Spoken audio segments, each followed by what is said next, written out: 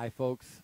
I was going to do a video this week on how to save money on your feed bill, but instead I had such a big response from the last two videos about my technique and the double rein and how it helps them, especially on the snaffle bit. The last week we had about 8,000 of you inquire. Some of you called me. I'm going to read a couple of them. I can't read them all, of course, to you, but I'm going to read a couple of them to you. They're all going to have the same answer, but I'll answer it whenever I finish the last one. I'll start off by the first one. I started using the O-ring snaffle. My horse did well, but now I don't have the control. What went wrong? Betty from northern New York State. The second one says, I disagree with you on the D-ring snaffle. I could never keep his head down. I had to go to a heavier bit. The third one says, I started with the D-ring snaffle, but I had to use a tie down in order to control him. What do you think I'm doing wrong since you don't like using a tie down? Gary from New Mexico. Gary, you got one of the best horse trainers in the country right there in New Mexico by the name of Mackie Red. Him and his lovely wife, Kathy, have a place there. You might want to look him up on Facebook. He may answer some of your questions. Now, this is the bit that I graduated from the snaffle bit. Like I told you earlier, I have to have a little more bit in his mouth as we go into these big coliseums. I got to have a better control. But these questions and all the other questions that I got all have the same answer: the double reins. You got to have him collected, and this is the best way and the fastest and the easiest and the cheapest way to collect him for less than $200 for the life of your horse. It's all the investment you'll ever have to make. And then, of course, like I said, it's free. You can order them. You got 30 days to return them if you don't like them for any reason. No questions asked. But now I'm going to demonstrate it to you. Now, you're going to see the horse maybe move his lips a little bit when I put this bit in his mouth because he's not used to it. He's been 3 years since he used it.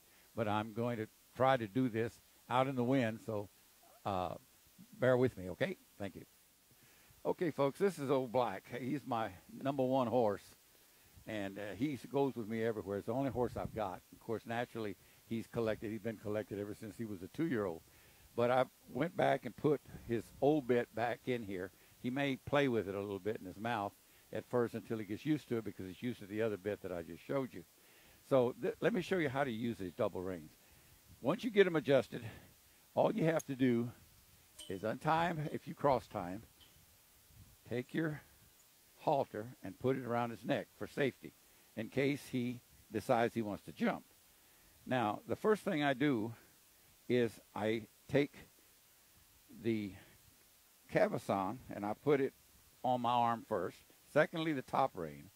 Then the other rein, the one with the rollers on it, I'm going to put over his head like that. And as I put the bit in his mouth, I'm going to touch him right here with my thumb, right where he doesn't have any teeth, and he'll open his mouth, and I'll put it in.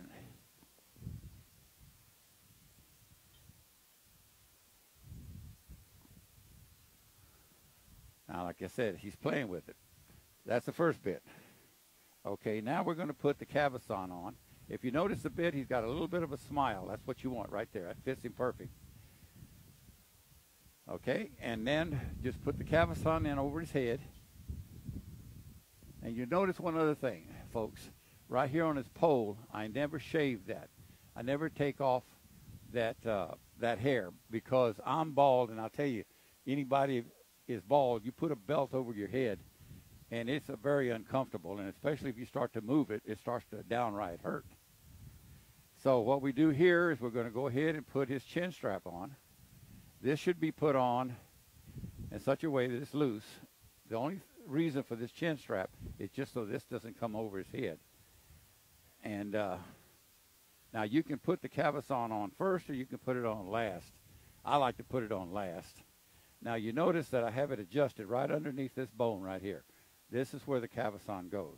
The minute I put the cavesson, you'll notice that he'll close his mouth. And then we're just going to put it on him loose. We don't want it to be tight. See, it's loose, so it's not uncomfortable. But now he's on the bit. This comes with your set. All of it's complete. It comes with 4 reins, 2 bungee cord reins and 2 leather reins. This one's the one that's got the rollers. And so he's already adjusted to the other one. And your horse will be too in just a couple of days. Just take it and hook it right here to the breast collar. And you'll see that it's 4 inches above the slant of the shoulder, which is about 4 inches here.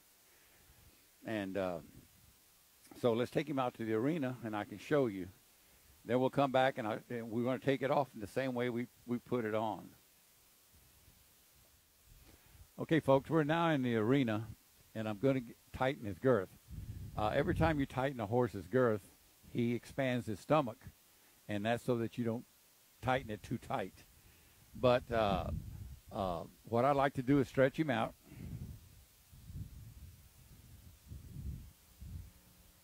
When I go to tighten his girth, by stretching him out, he can't suck in as much wind. And I have to tighten this a little bit tight.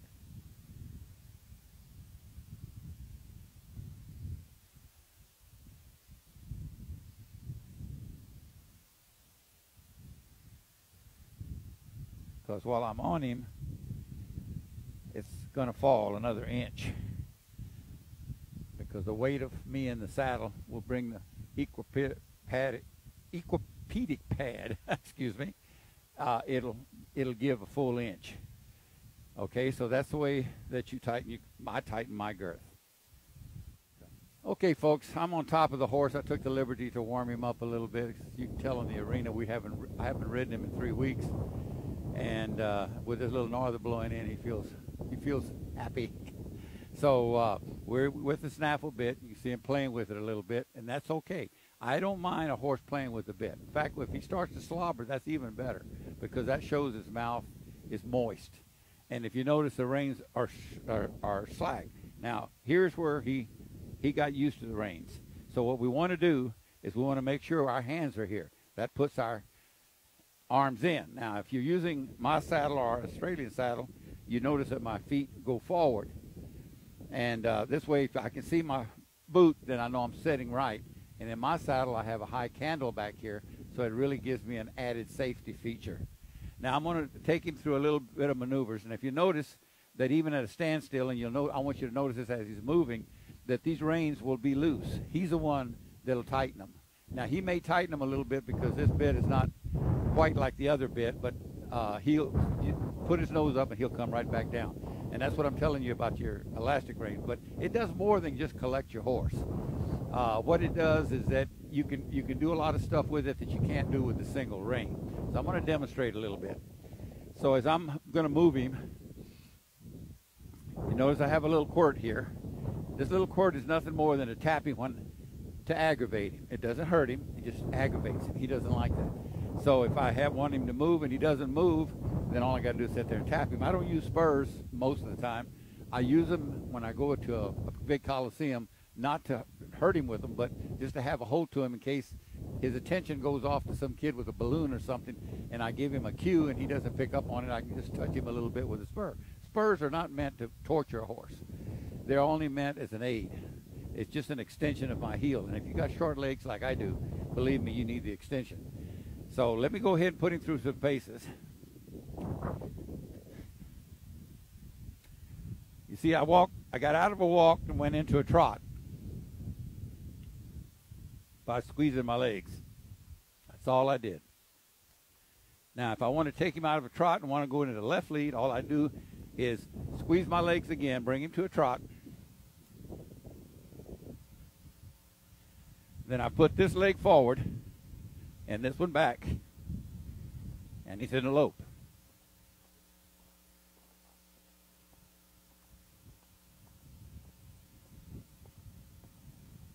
And now you notice his reins are loose. Now if I want to stop him, all I do is drop my reins down and he stops. Now he'll test the reins once in a while, and particularly him, because he went back to the snaffle bit, and this one doesn't have any bite to it. That's why I like it so much, by the way. For most people, they don't have to do this. Now another thing that you can see, if your horse starts to drift, I'm going to make him drift because he doesn't drift on his own. But let's say he starts to drift like that. Just pull his head in the direction he's drifting. and he stops. So if it's taught to the right side, he starts to drift. Just pull his head to the right, and he automatically straightens out. And you can do a whole bunch of stuff with this. I can, just by leg pressure, I can get him to do this.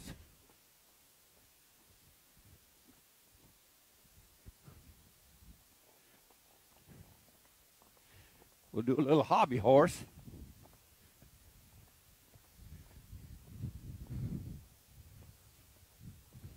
Then I'll stop him again. Now, we can get him to do a little pee off. Oh, he wants to run. He says, this feels good. Hey.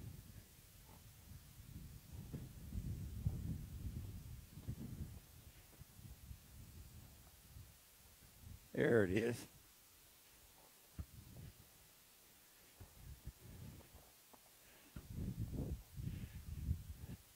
He's pulling a little bit on the reins. Like I said, he has a little more leverage. But you see him, he adjusts himself. So this is not a tie down. I'm not pulling him at all. The only thing you do is bottom rein actually keeps him in collection. And the top rein is the one that you use to guide him with, slow him down, speed him up. So use them as one. So as you can tell, they're plumb loose. Now I'm going to walk him or trot him, and I'm going to show you how loose they are.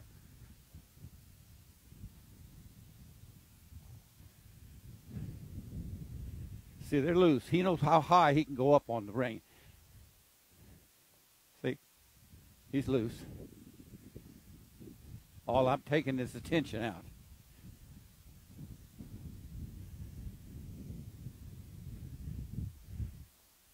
Want to stop him, just throw my feet forward, and he stops. I want to go backward, I just step one stirrup and I step on the other one and straighten his head up, and he goes back. If I want to speed him up, I just do it faster with my feet. But these are all things that you can see on my website when talking about precision riding. This is probably some things you don't want to do. But I thought I'd show you how humane that the snaffle bit is and how you can keep him in control. Now, even though, like I said again, that he hasn't been on this snaffle bit for 3 years, so he's playing with it and he's testing it to see how far. That's why you need the rubber reins, the bungee cord reins, so that way you put him over the horn, and then you turn him loose by himself for 20, 30 minutes. Let him get used to them. Then he thinks, like right now, see, he thinks that they're still tied. He'll pull them out a little bit, and then he'll say, no. He'll bring his head right back down. Every time he does that, that puts his rear end underneath him. Now, I'm going to do one other thing with you. I'm going to run him faster for you people that do team penning and sorting. I'm going to run him faster, and you're going to see his head's going to go out, but look at his rear legs. He's still underneath him, okay? So, Black, let's go do this.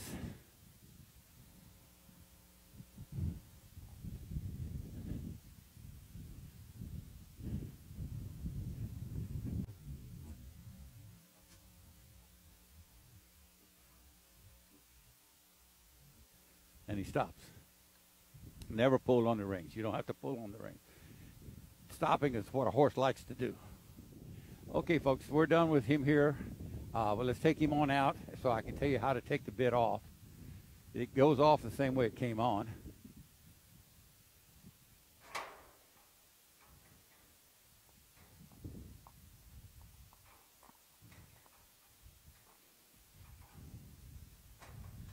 Okay, I'm going to show you now how to take the double reins off.